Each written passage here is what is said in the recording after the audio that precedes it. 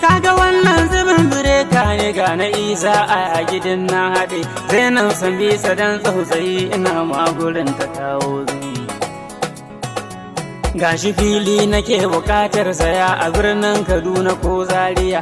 Wannan gari yana burge ni dalili saboda kamshin miya.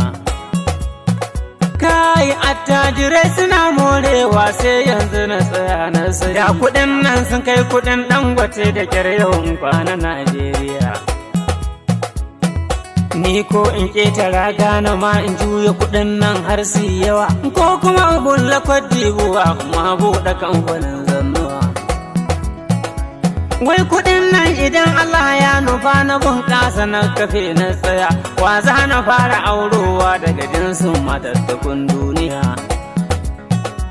Allah sarki Elnes ajanda da kyar ma yake zuwa ya zubi, sai dai in gobe ya waiwayo a ce musu liyaliya ya ware.